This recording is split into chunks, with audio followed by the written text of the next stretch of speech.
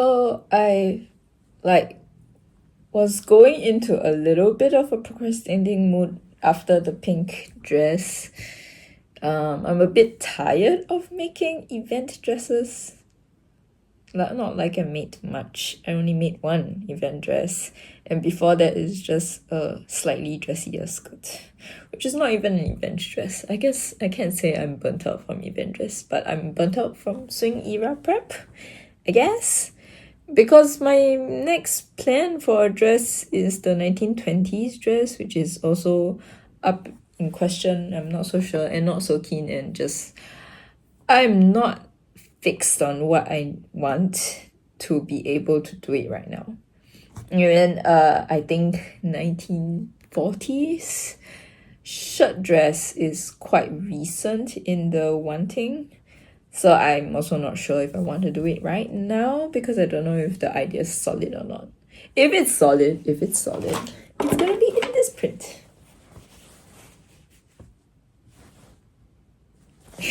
Back to green. But yeah, that's quite exciting, but I don't want to start on that one. I want to start on what I wanted to do before I knew I was going to prep for swing era, which is to remake some of my old clothes. So this is one of the things that I made when I first started sewing my own wardrobe, and this went through a lot. It used to be a recreation of a bubble skirt from Cotton On, and then I realized that this material, which was linen-ish, cotton-ish, I have no idea what material that was, creases very easily, so the bubble doesn't stay bubbled because it just creases on the fold. And then I also realized the bubble doesn't really look good on me. I was into bubble skirts before this bubble skirt trend because I had one since forever ago. Yeah, it didn't look that good on me, so I gave up on it. And then I guess I also moved away from short skirts, so I don't have that much short skirts now. But anyway, then I also made a top, which was like, I was so early in my sewing stages that everything is just not doing well. But anyway, so in the end, I've took the belt from the skirt, and then I attached it to the top that I made. And then for the rest of the skirt, the bubble skirt, I made it as a ruffle on the top. So yeah, I mean, I like the design, but one, I've grown out of it because I'm better now. So this fake corset thing at the waist it's not the most comfortable thing, and also it limits the what I can wear with this, if it makes sense. I don't know, it's just very tight, and I wore it overseas a few times because sunflower fields, it was perfect. And also this fabric is kind of fragile, so it kind of is like tearing at places. So I don't know, it's just bad decisions, but I still love this print more than the print I'm gonna use to replace it. It's not like I can find a second perfect sunflower print again. But I found this, and this is straight up cotton, so I'm assuming more sturdy than whatever that was. But yeah, it's also sunflower. It's a lot more fall leaning color scheme, and they look the same. Yeah, so I'm gonna recreate that except for the corset waist, if you get what I mean. I don't think I want to do another corset waist, especially since now I have like 2 skirts with corset waist. If I actually want to pair them together, it won't work having 2 corset waists, right? So I'm gonna make it a peasant top, so just a loose top, the loose borders thing that can be tucked into a shirt. Yeah, and then everything else will look like this. So a ruffled top, kind of off the shoulder, sleeve under that because I don't want anything sleeveless, and then a loose top. Here should be easy. Okay, and also together with the same video as the sunflower top, I'm also making myself a second brown skirt. Honestly, I had one that is a button-up brown skirt that I got rid of, and then I don't know. There's a love-hate relationship with it because it is a good brown skirt and it's a yellowish brown, which is different from my other Uniqlo brown skirt, which is a reddish brown. So it serves a function in that sense that it's a different shade of brown. And more skirts is better than less skirts.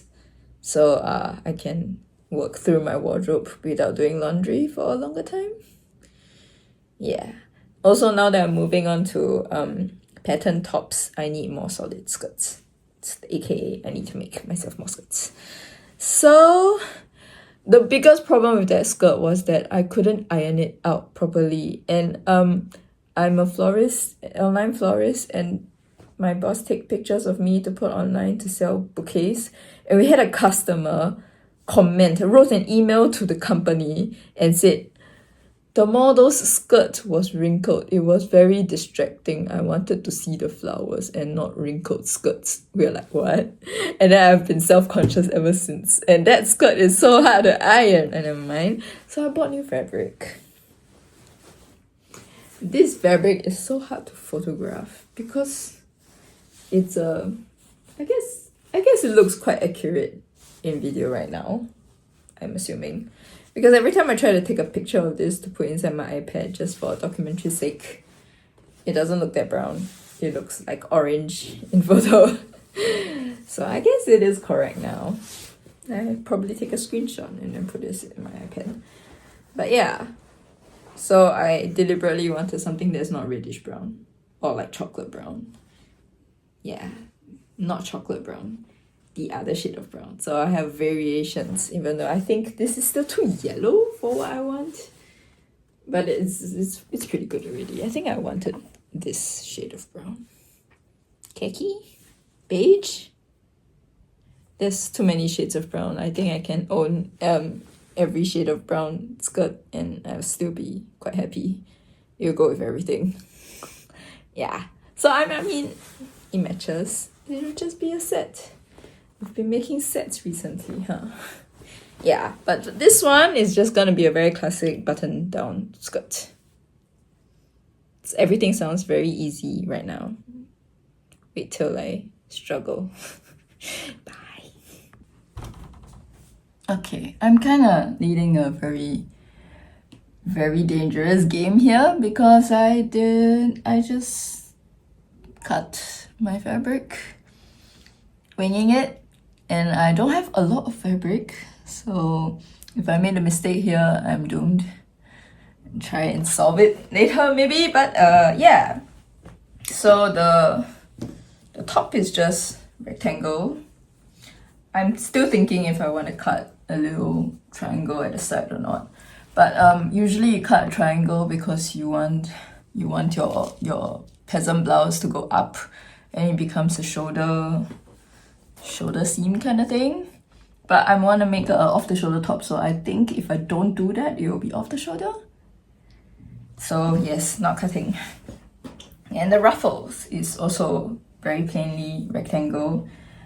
This is the whole width of the fabric and I feel like it's not enough, so I did cut another one later on after I cut the blouse because yeah, I wanted to have plenty to cut the blouse off first before I cut more ruffles. So yeah, and I think if I still think that it's not enough, I can still cut more because that's the kind of thing that is determined by how much fabric I have. The most complicated thing that I've cut out is actually sleeves because I did it in a slightly flounced way. So what I did was that I literally drew a rectangle like 28 by 23. Yeah, rectangle. And then I flare out. I flare out the 28. So this is 28 up here and this is 23. And then I cut that into strips and then I flare the 28 to even more. So it will have a little bit of a puff. So there is no curve at the top because I want it to be an off-the-shoulder top. Right. So that, and then now the last thing I need to cut off is the little armpit squares. I've not done those for a very long time. What's it called? Gussets? Shit, I don't know what it's called. I did it when I first started sewing my wardrobe because Bernadette did them, and then they said that it helps with mobility. And then I got lazy, then I didn't do it for like my later projects. I kind of regret because it really did help with mobility. I should really do it. But that said, I also always make my armholes really tight. So maybe I can benefit with that. Then it makes my armholes a little bit bigger. I think I just always sew my armholes really right at the armpit because it helps with mobility. I don't want a large armhole and then every time I raise my hand and then my blouse pulls out. That is what happens when you have a large armhole. So now that I don't have, my blouse doesn't pull out, but then now it's eating at my armpit. So yeah, that's the thing to consider. And that's the last thing I need to cut. I forgot to film any of them, but yeah, that's okay. I did that. I have no more usable fabric, so it better not be any mistakes here. So the first thing I want to do, because it's after work, it's the evening, it's going to night, I want to do the least stressful thing. So I'm gonna sew the ruffle into one piece and hem it. That's all. Ooh, something interesting. This was made really early on. It's like one of like the first one of the first few clothes that I made. I mean the skirt version of this, I mean. So I just want to show because yeah, I used to do it's still hand sewn, but I used to do top stitching because I used to watch home sewists that use sewing machine, and then I used to look at clothes, and then top stitching was like, I thought that's how it's supposed to be done, so I always emulated top stitching, and yeah, until Bernadette Banner. So yeah, the things I don't like about top stitching is this lip that exists because I don't actually stitch to the edge of the fold line, and this is what it is now. Not ashamed of visible stitching that doesn't look like top stitching. Yeah, I mean, it looks nice too. I'm always doing a whip stitch. Whip stitch is so much faster as well and uses less thread. So many positives. Yeah, I just thought that was interesting. So I pulled out something that I've made that's really old too. This one. Yeah, this is also in my fixed pile because the fabric's tearing and stuff. Yeah. So yeah, I probably need to make another white peasant blouse, off the shoulder peasant blouse. But I pulled this out because I wanted to know if I actually cut a little triangle corner off the original top, the blouse top. And the answer is yes, a very small one. So I shall cut a very small one on my top. Yeah, that's all I wanted to say. Yeah, hopefully it works out because that was made without knowing anything, and it somehow turned out quite great. So I'm hoping that it turns out for this one too. Yeah, like, you know, when you first started sewing and you didn't know what you're doing, and somehow it just turns out better than when you actually think you know what you're doing. Yeah, that top actually stays as a off the shoulder top the whole time, while this one kind of can be on the shoulder top, which means it's not really an off the shoulder top. So that might be the improvement I'm making today. It's cut.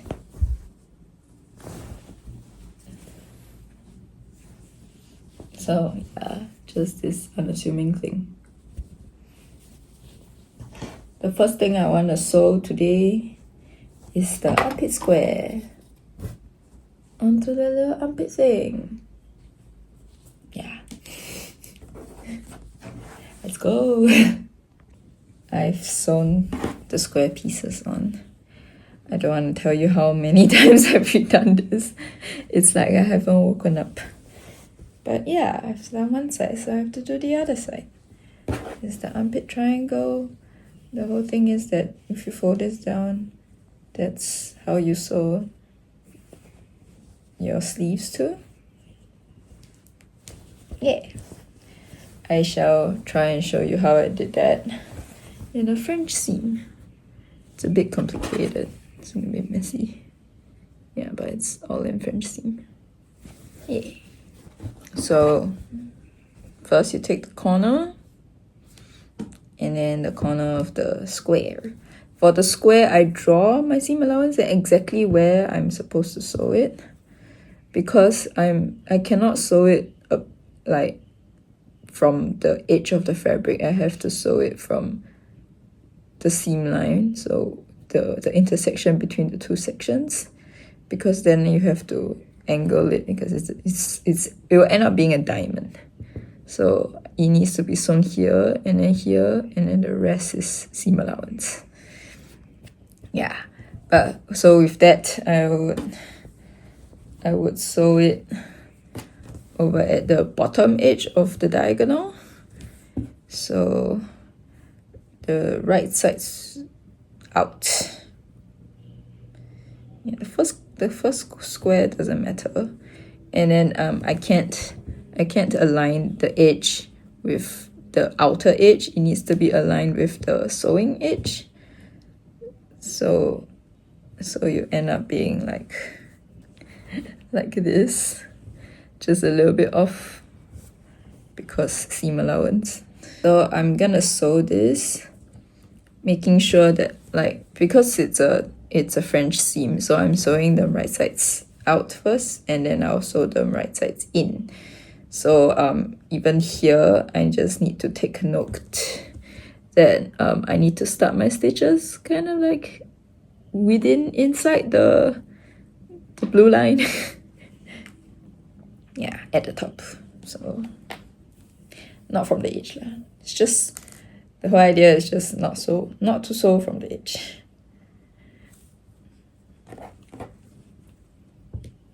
So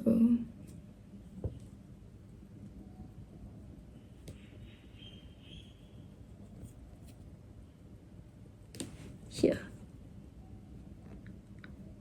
So all of those are seam allowances.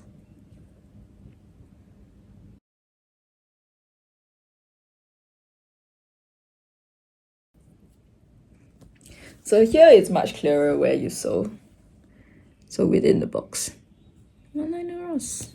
Okay, like that. Your next panel is attached to this side of the square. And then you can sew up the side seams to finish it. One sleeve down, the other one to go. This one's a little bit more clear because with this, let's give you the printed side. With this edge, there is supposed to be a V. You just kind of have to pull it straight. And that's the side seam. And you attach it to the sleeves as per normal. And French seam, and you'll be done. So my next step now is to baste this ruffle piece onto the top. And it's just like slightly larger than the top. So I have to lightly gather and then baste it on so that I can attach bias binding and essentially sew on the elastic channel. It's coming so quick.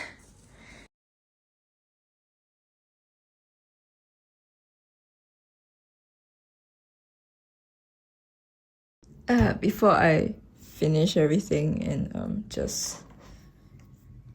without filming anything, I'm just making the elastic channel. out of some cotton that is already pre-washed. That's left over from other projects, I guess. Yeah.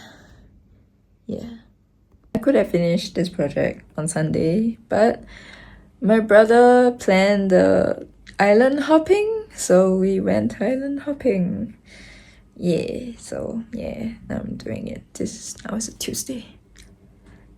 I'm hoping to finish the top today, so I can start on the skirt on Thursday.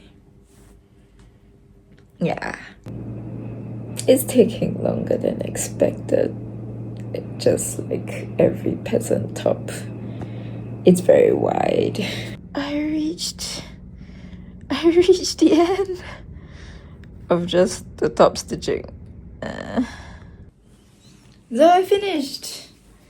It looks very fluffy and doesn't look very informal when I actually wear it. It looks like a very formal dress even though it's made of cotton. I have no idea if it will flatten out once I wash it because it's cotton, and that one kind of does flatten out. But the fact that I made it like stay off the shoulder has made it look more formal unintentionally. I thought it was still looking formal. I don't know.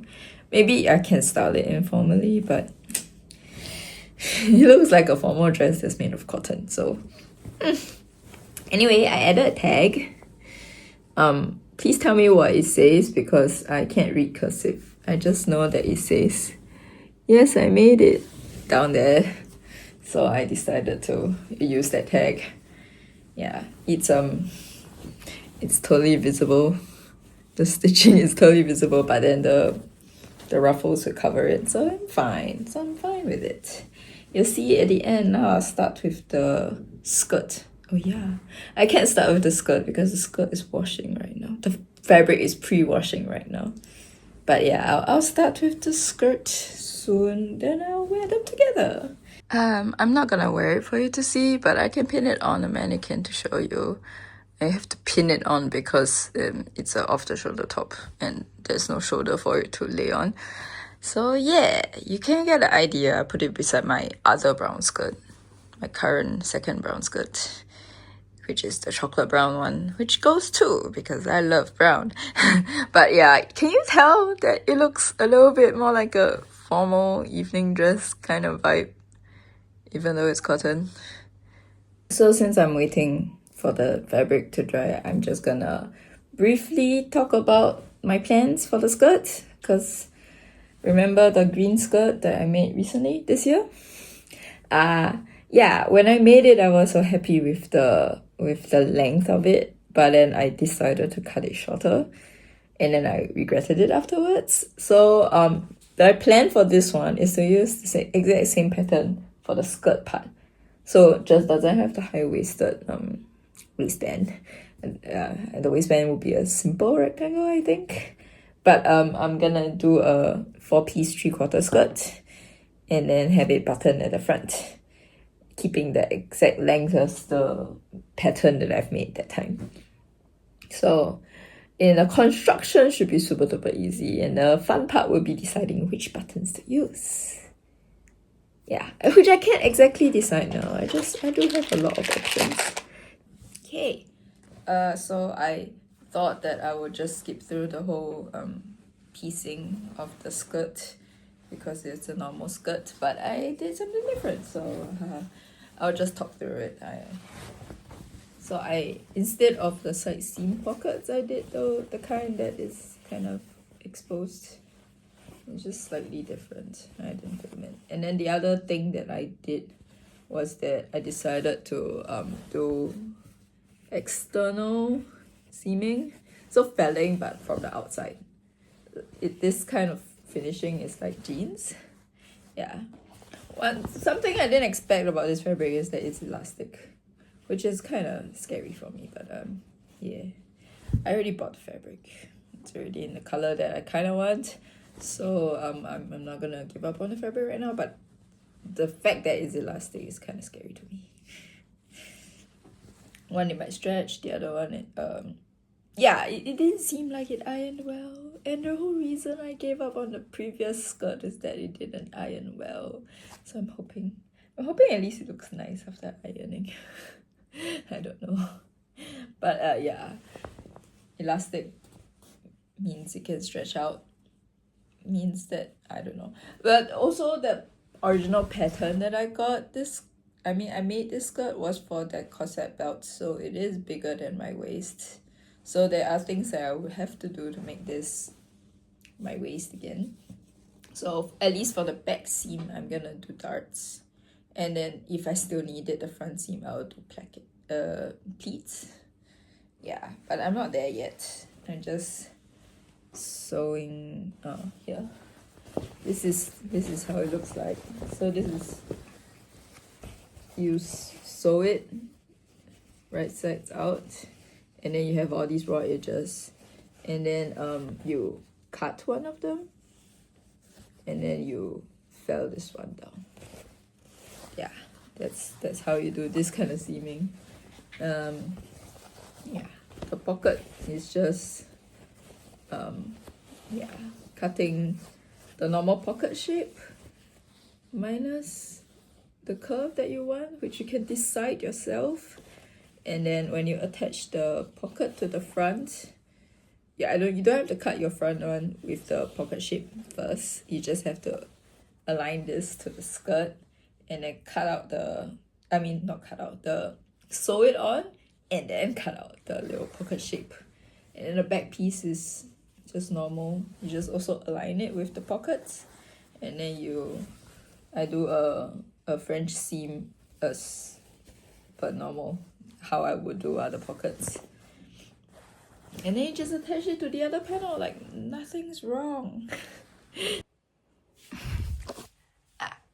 Okay, so I'm on a step that now I can decide patterns. So I'm gonna lay some out and show some options. I know this is a bit out there, but this is in line with the sunflower top. That means it will quirkily completely match the sunflower top, but it also means that it won't look so good with other stuff. And it's a mix match lah, because I don't have enough of just one button to do. My mom got this for me from somewhere overseas. I need to ask her where. I forgot. Here, just brown buttons. I should put the other color up also. Yeah. I think this is an even safer option. The shinier option. Cute and Quirky is the name of the game. It's kind of cute. It's kind of really cute. Tell me what you guys would have chosen. But safe. It's done! Yay! I sometimes go back and forth about debating whether I should make my own skirts, because I feel like skirts are easy and they can be bought. And then I will concentrate on making fun and interesting tops instead of skirts. But every time I buy a skirt / a dress, it's always not volumed enough for me. So sometimes it's so narrow that I end up not liking the skirt at all, and it just feels like it's not a good skirt. So there is definitely merit to making your own skirts. I mean, there are skirts that I bought that I really, really like, and which is like, yay, one less thing for me to make. But then, yeah, you can also make your own skirts. Skirts are also technically very easy, supposedly. This one only took me 4 days to make. Wow, that's really fast. Yeah, so yeah, the top is in the wash, so when it's out, I'm gonna do the review video. Yeah.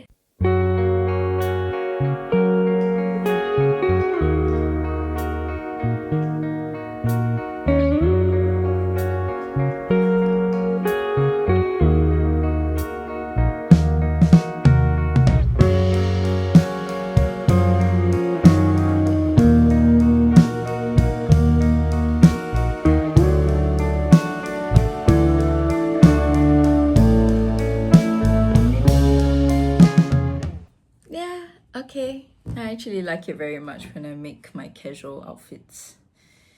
When I increase in amount of clothing in my normal everyday wardrobe is the best.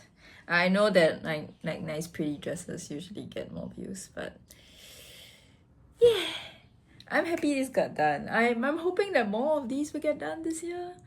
The theme of this year is to redo all the clothes that I've done before I like, but for whatever reason it doesn't work anymore in my wardrobe.